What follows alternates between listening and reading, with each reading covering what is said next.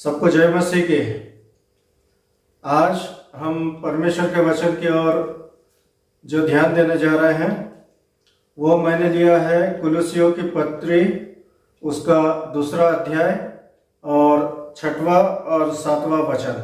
वहाँ पर इस प्रकार से लिखा है, अतः जैसे तुमने मसीह यीशु को प्रभु करके ग्रहण कर लिया है, वैसे ही उसी में चलते रहो और उसी में जड़ पकड़ते और बढ़ते जाओ, और जैसे तुम सिखाए गए वैसे ही विश्वास में दृढ़ होते जाओ और अधिकाधिक धन्यवाद करते रहो। परमेश्वर अपने वचन पर आशीष दे। तो भाइयों और बहनों, इस समय में हम जानते हैं कि हम लोग आमने सामने तो नहीं बैठ सकते हैं, इसलिए ये वीडियो के द्वारा थोड़े से समय में मैं परमेश्वर का वचन आप लोगों के बीच में रखना चाहता हूँ। यहाँ पर हम सबसे पहले देखेंगे कि जो हमारा ये समय है, किस प्रकार से हम लोग बिता रहे हैं।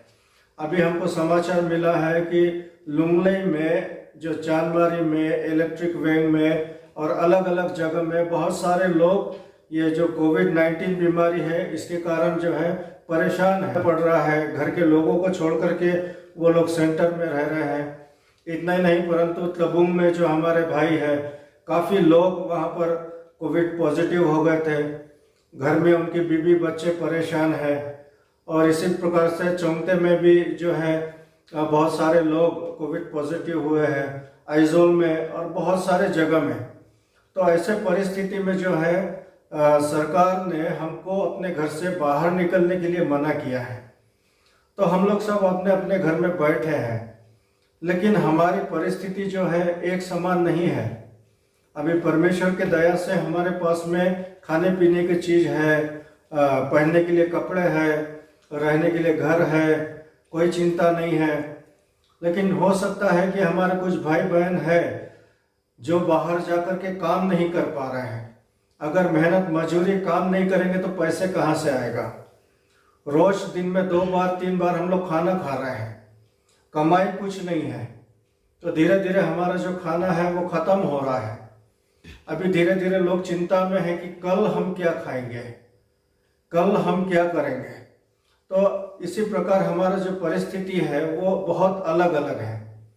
लेकिन ऐसे समय में भी एक जो बात हम सबों के लिए समान है वो ये है कि हमारा आत्मिक जीवन, हम अपने आत्मिक जीवन को अगर ठीक से संभाल कर नहीं रखेंगे, इसकी देखभाल ठीक से नहीं करेंगे, तो संसार में जो परेशानी हो रही है उसी के साथ साथ जो हमारे शारीरिक तकलीफ भी हमको हो रहा है, उसी के साथ साथ हमारी आत्मिक कमजोरी भी जो है वो बढ़ते चले जाएगी।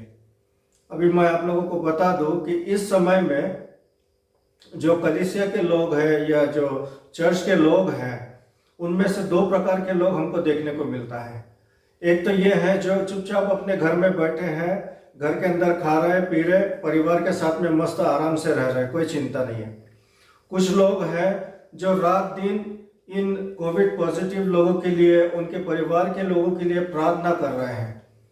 कुछ लोग जो है वो अपने घर को सुरक्षित बैठे रहना ठीक नहीं समझते हैं।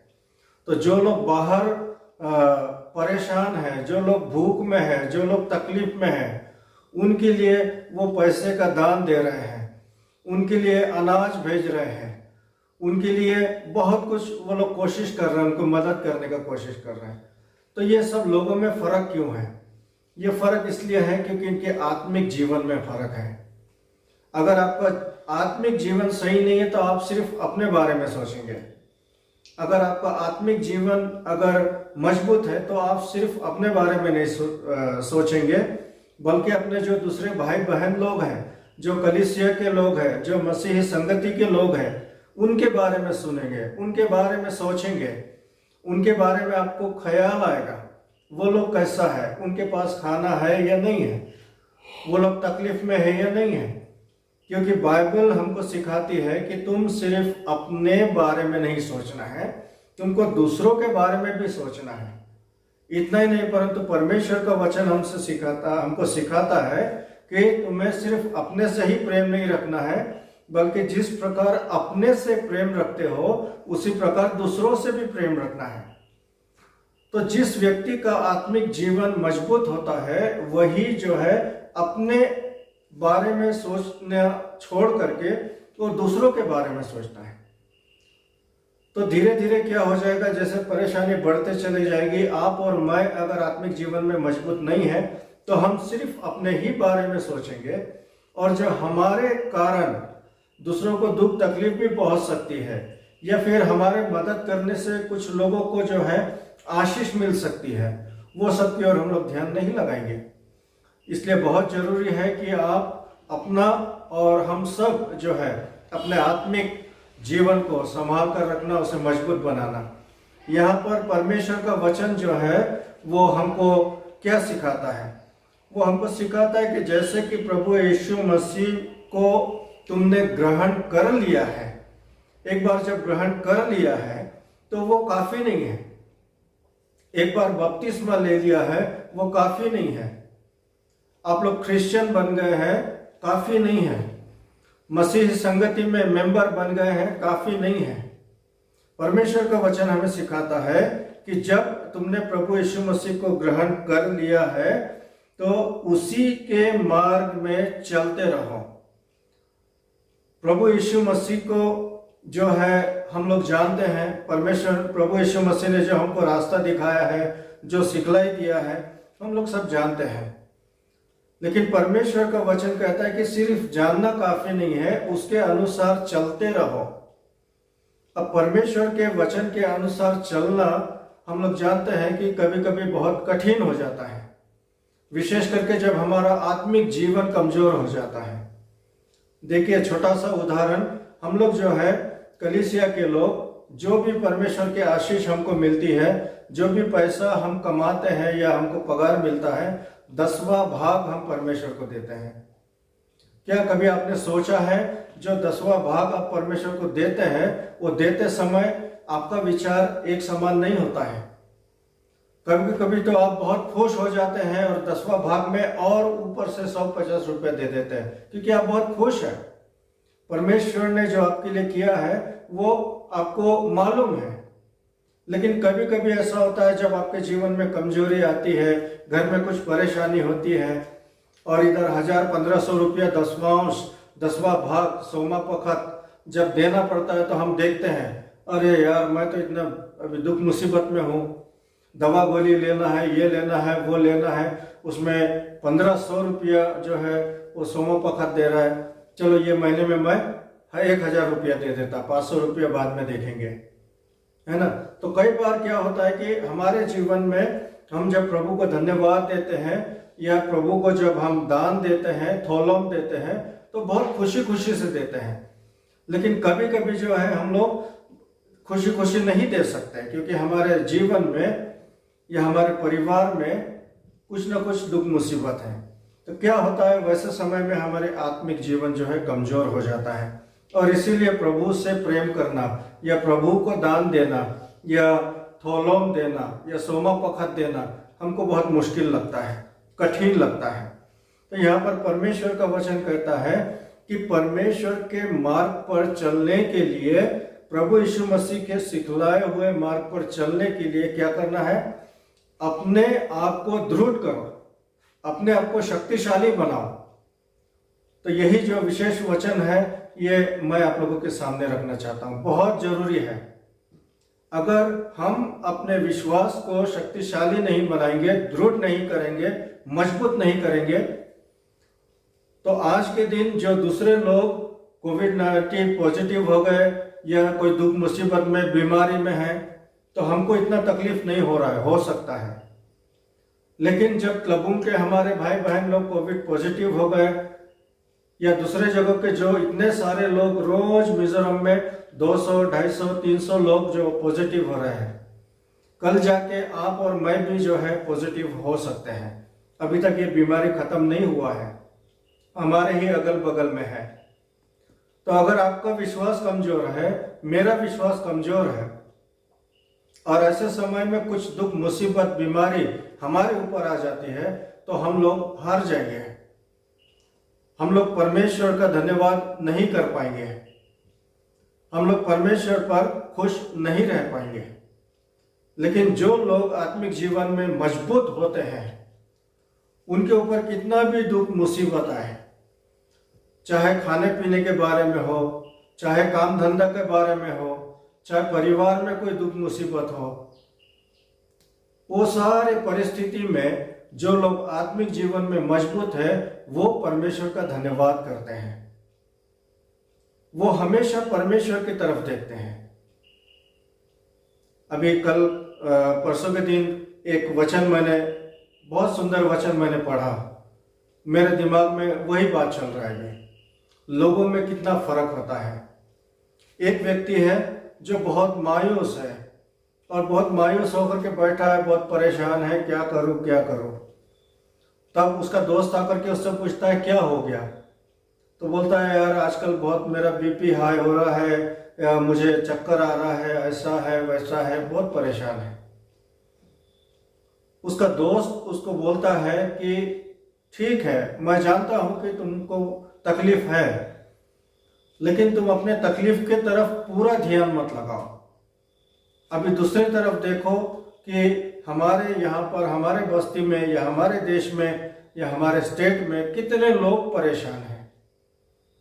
अभी कल रात ही की बात है, आइजोल में, छुआमकुई में एक परिवार अपने बच्चों के साथ घर में बैठा है और घर के बगल में जो पत्थर लगा हुआ है, रिटेनिंग वॉल, वो गिर गया, उसने पूरा घर लेकर चला गया। सोचिए, अचानक।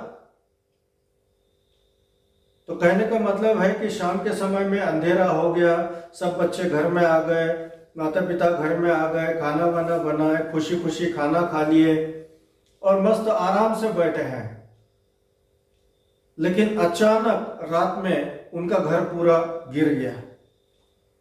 रात भर वायरमैन ने जो है उनके घर के अंदर से और जमीन में से कौन कौन है, कौन कौन नहीं है, जिंदा है, मरा हुआ है, खोज किए। और जो तीसरा लाश मिला है वो सवेरे 4:30-5 बजे, पूरा रात ढूंढने के बाद में। सोचिए वो घर का जो आदमी है उसके बारे में सोचिए, क्या है उसकी परिस्थिति। आपका दुख और दूसरों का दुख, उसको तौल के देखिए। तो जब हम संसार में दूसरे लोगों के तकलीफ के बारे में देखते हैं तब हमको मालूम पड़ता है कि अरे यार, हमारा दुख तो बहुत कम है, मैं क्यों ये फालतू चीज में परेशान हो रहा हूं, है ना। दूसरे लोग इतने परेशान हैं, मेरा तो इतना परेशान नहीं है।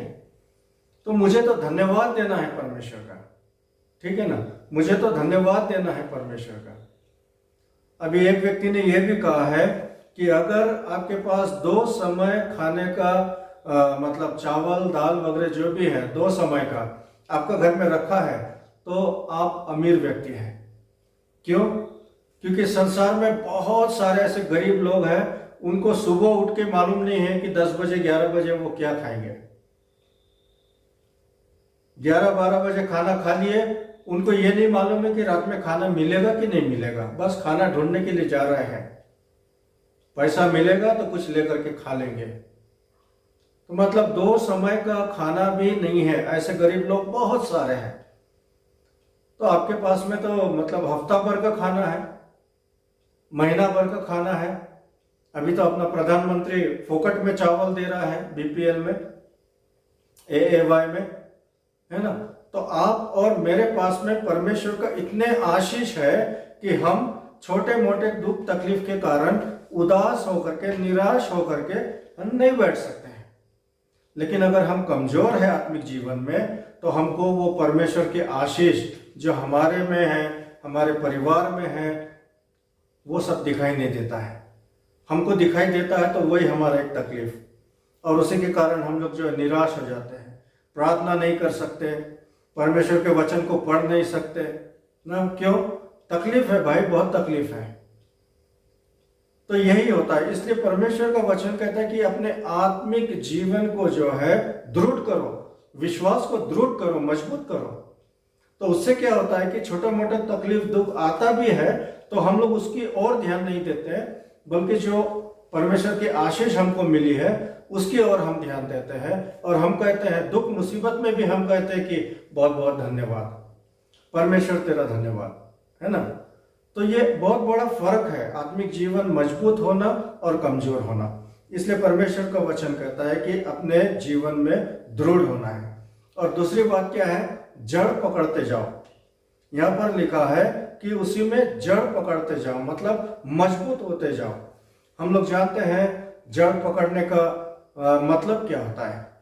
कोई जो झाड़ होता है, पेड़ होता है, शुरू में हम लगाते हैं उसको, तो धीरे धीरे धीरे धीरे जैसा जैसा उसका जड़ जमीन में जाता है वैसे ही वो पेड़ बड़ा होते जाता है, मजबूत होते जाता है। इतना ही नहीं, परंतु उसका जो जड़ होता है वो जमीन से उसको जो भी ताकत चाहिए, है ना, पानी है या जो भी कुछ उसको चाहिए, वो जमीन से उसके जड़ के द्वारा उसको मिलता है। तो जितना उसका जड़ जमीन में मजबूत है उतना ही वो पेड़ बाहर से मजबूत है।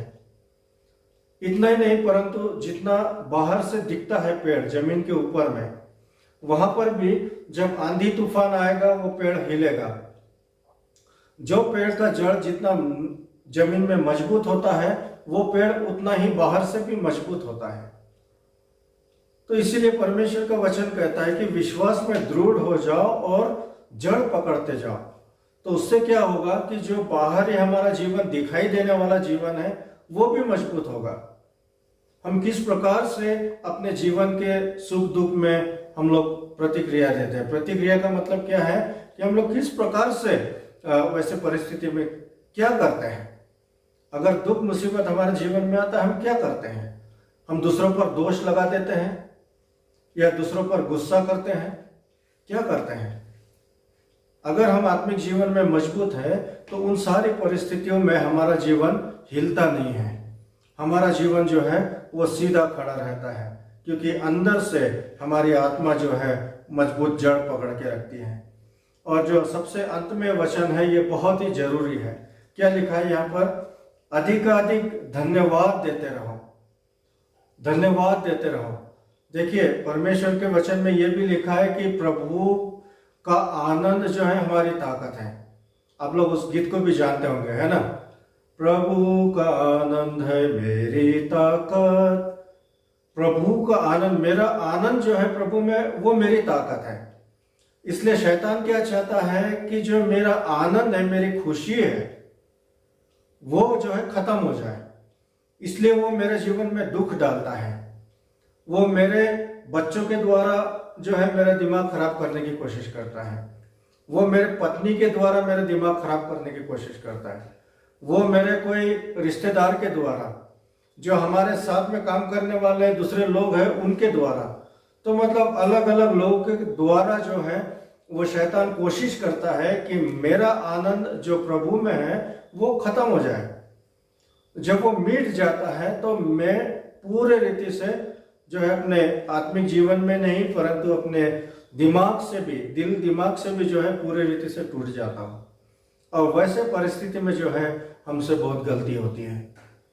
हम सोचने लग जाते हैं कि प्रभु यीशु मसीह पर विश्वास करने से फायदा क्या है। फिर हम सोचने लगते हैं कि प्रार्थना करने से क्या फायदा है, यार इतना प्रार्थना कर रहा है कुछ नहीं होता।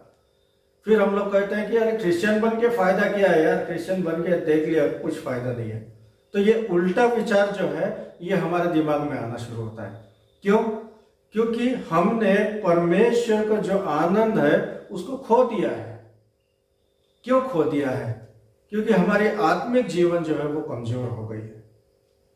तो आइए भाई और बहनों, हम लोग गिरजा में नहीं जा सकते, हम लोग फेलोशिप नहीं कर सकते, हम लोग प्रभु के गीत जो है दूसरे मसीही लोगों के साथ में गा नहीं सकते। तो ऐसे परिस्थिति में जो है हमारा आत्मिक जीवन धीरे धीरे कमजोर होने की शक्यता है। ठीक है ना? हो सकता है, लेकिन उसको बचाने के लिए हमारे पास बहुत एक अच्छा तरीका है। वो यह है कि हम हमारे जीवन की रोटी जो हमारे आत्मा को ताकत देती है, उस बाइबल को हमें पढ़ना है। बाइबल को पढ़ना है, परमेश्वर के वचन पर ध्यान लगाना है और साथ ही साथ प्रार्थना करना है। तो देखिए, जब आपका आत्मिक जीवन मजबूत हो जाएगा, दृढ़ हो जाएगा, तो बराबर आपके दिमाग में वही अच्छी अच्छी बातें आएंगी जो प्रभु चाहता है। ठीक है ना। आप कभी बुरा नहीं सोचेंगे, आपका जीवन कभी उदास नहीं होगा, क्योंकि जब आप बाइबल में देखेंगे तो बाइबल में आपको प्रभु दिखेगा, और प्रभु कैसा है, महान है, अच्छा है। प्रभु के कार्य कैसे हैं, महान है। तो तब आपके समझ में आएगा कि आपके जीवन में भी प्रभु का कार्य कितना महान और कितना अच्छा है। तो इसलिए मैं आपसे यही विनती करता हूं कि आप परमेश्वर के वचन की ओर ध्यान देने के लिए अपना समय लगाएं। विशेष करके लॉकडाउन के समय में आप लोग बाहर नहीं जा पा रहे हैं, तो फालतू चीज़ों में या फ़ोन में कुछ कुछ करने में समय क्यों बिताते हैं, है ना। समय खराब नहीं करना, उसका फ़ायदा उठाओ। घर में अपना बाइबल है, बाइबल उठाओ, उसको पढ़ो, प्रभु से बात करो। हमको पता है प्रभु है, हमको ये भी मालूम है कि वो जिंदा है, और हमको ये भी मालूम है कि वो मेरे प्रार्थना को सुन सकता है, और इससे क्या बड़ी बात हो सकती है ना। तो जब भी मुझे समय मिले, जब भी मैं चाहता हूं, हे प्रभु प्रार्थना कर लो, प्रभु आपकी प्रार्थना को सुनता है। तो आप जितना ज्यादा प्रभु से प्रार्थना करेंगे, उतना ही ज्यादा प्रभु के नजदीक आएंगे, उतना ही ज्यादा आप आत्मिक जीवन में मजबूत होंगे, ठीक है ना। तो मेरी आपसे यही विनती है कि लॉकडाउन का समय अभी और आगे बढ़ा दिया गया, और कितना दिन रहेगा किसी को नहीं पता। जब तक ये बीमारी रहेगी तब तक ये सरकार अपना काम करेगी, और हमको जो है सरकार का नियम का पालन करना है। तो हम लोग जबरदस्ती इकट्ठा नहीं हो सकते, जबरदस्ती हम लोग इन्फॉर्म नहीं कर सकते, संगति नहीं कर सकते। सब अलग अलग अपने अपने जगह पर हैं। तो अलग अलग जगह पर रहने के बावजूद भी हम लोग जो है वो प्रभु से संगति कर सकते हैं। खुद अकेले में प्रभु से संगति कर सकते हैं, और अपने परिवार के लोगों के साथ हम लोग संगति कर सकते हैं, है ना। तो लॉकडाउन है, इसका मतलब ये नहीं कि अपने आत्मा का भी लॉकडाउन कर दो, नहीं। हमारे आत्मा का ऊपर किसी का अधिकार नहीं है, इसको कोई लॉकडाउन नहीं कर सकता है, ठीक है ना। इसलिए आप अपने घर में, अपने परिवार में ज़्यादा से ज़्यादा प्रार्थना करें, परमेश्वर का वचन आप लोग जो है ज़्यादा से ज़्यादा पढ़ें, परिवार में आप लोग संगति करें, परिवार के लोग मिल करके आप लोग जो है प्रभु के स्तुति और महिमा के गीत गाएं। और जो तकलीफ हमारे जीवन में है, ये तो सबके जीवन में तकलीफ है, ठीक है ना, सभी के जीवन में तकलीफ है। इसलिए अपने जीवन के तकलीफ को देख करके निराश नहीं होना है। इतने लोगों को दवा खाने से लोग आ रहे हैं, बोलते हैं अरे ये तो पॉजिटिव हो गया, ये पॉजिटिव का कांटेक्ट में आ गया, उठा के सीधा लेके जा रहे हैं। अभी कितने कोविड पॉजिटिव लोग दवाखाने में मर गए, उनके रिश्तेदार को देखने तक नहीं दिया। दवाखाने में पूरा उनको बांध करके डब्बा में बंद करके दिया है, और घर में भी नहीं ले जा सकते, सीधा दवाखाने से कब्रिस्तान में। तो बहुत सारे लोगों को बहुत बहुत तकलीफ हो रही है ना। आपके और मेरे तकलीफ जो है वो बहुत छोटी है, तो उसकी तरफ मत देखो, परमेश्वर के आशीष की तरफ देखें, और ज़्यादा से ज़्यादा परमेश्वर से संगति करें। और हमेशा विश्वास रखना, मेरे दिल में एक ही बात है, अभी रात का समय है या अंधेरा हो गया है, तो हमेशा तो अंधेरा नहीं रहेगा ना, कभी ना कभी तो सूरज निकलेगा, कभी ना कभी तो जो है दिन होगा, उजाला होगा। तो उसी प्रकार से ये जो बीमारी अभी चल रही है, लॉकडाउन चल रही है, हमेशा के लिए तो नहीं है, धीरे धीरे ये ठीक होते चला जाएगा, और एक समय हमको फिर से मौका मिलेगा, हम लोग सब संगति के लोग एक साथ में आएंगे, हम लोग क्या है इनखोम कोई करेंगे, है ना, हम लोग संगति करेंगे, हम लोग जायखोम करेंगे, परमेश्वर के दया से हम लोग सब कुछ करेंगे। सिर्फ इस समय में, ये जो समय है, आज का जो समय है, इसको हमको खराब नहीं करना है, ठीक है ना। आज का जो कीमती समय है, अपने आत्मिक जीवन को मजबूत बनाने के लिए हम लोग इस्तेमाल करना है। परमेश्वर उसके वचन के द्वारा हम सबको आशीष दे। प्रार्थना करेंगे। प्रभु जी, जो वचन आपने हमें दिया है, इसके लिए हम धन्यवाद देते हैं। हम जानते हैं कि हमारे जीवन में कई बार कमजोरी आने के कारण जो है हम अपने जीवन के कठिनाइयों की ओर देखते हैं, जो दुख मुसीबत हमारे जीवन में है उसकी ओर देखते हैं, और हम निराश हो जाते हैं। हम कमज़ोर हो जाते हैं। और प्रभु जी कई बार हमें ऐसा लगता है कि इस संसार में अब हमारे देखभाल करने वाला कोई नहीं है, या हमारे बारे में सोचने वाला कोई नहीं है, हम अकेले पड़ गए हैं। लेकिन ये सब गलत है, क्योंकि हमें पता है, तेरा वचन कहता है कि तू अपने लोगों के साथ रहता है, तू अपने लोगों को संभाल कर रखता है, उनकी देखभाल करता है। अगर वो दुख मुसीबत में रहे भी तो वहाँ से भी तू उन्हें निकालता है। इसलिए पिता परमेश्वर, आज रात में जो वचन तूने हमें दिया है, इस पर अपना आशीष का हाथ होने दे। जितने लोगों ने सुना है उन पर भी अपना आशीष का हाथ होने दे कि हम सब मिलकर के तेरे वचन के अनुसार अपने जीवन को तेरे वचन के अनुरूप हम लोग चला सकें। इतना ही नहीं, परंतु पिता परमेश्वर, होने दे कि हम अपने आत्मिक जीवन को और दृढ़ करने में और विश्वास में ज़्यादा से ज़्यादा जड़ पकड़ने के लिए हम लोग तेरे वचन की ओर ध्यान लगाएं। हम लोग तुझसे प्रार्थना करें, तुझसे संगति करने में हम लोग ज़्यादा से ज़्यादा समय दे सकें। और इस वचन पर और हमारे समय पर तू अपना आशीष का हाथ होने दे। सभी सुनने वालों पर भी तू अपना आशीष का हाथ होने दे। अगर ये तेरे वचन सुनने वाले लोगों में से कोई दुख बीमार है, कोई मुसीबत में है, प्रभु जी, मैं उनके लिए भी प्रार्थना करता हूँ कि तू उनके साथ हो। और प्रभु जी, जहाँ कहीं भी वो है, जिस परेशानी में, मुसीबत में वो है, वहाँ से प्रभु जी तू उन्हें छुड़ा ले। तेरी सामर्थ, तेरी शक्ति, तेरी दया तू उन पर दिखा, ताकि इसी समय में जब तेरा वचन उनके कानों पर पड़ता है, प्रभु उनके शरीर पर तेरा कार्य होने दे, ताकि विश्वास में वे आगे बढ़ सके, तेरे सामर्थ को देख सके, समझ सके, अपने जीवन में अनुभव कर सके, तेरी स्तुति और महिमा कर सके। तो सारी बातों पर और हमारे समय पर तो अपना आशीष का हाथ होने दे। उद्धारकर्ता प्रभु यीशु मसीह के नाम से हम मांगते हैं, आमीन।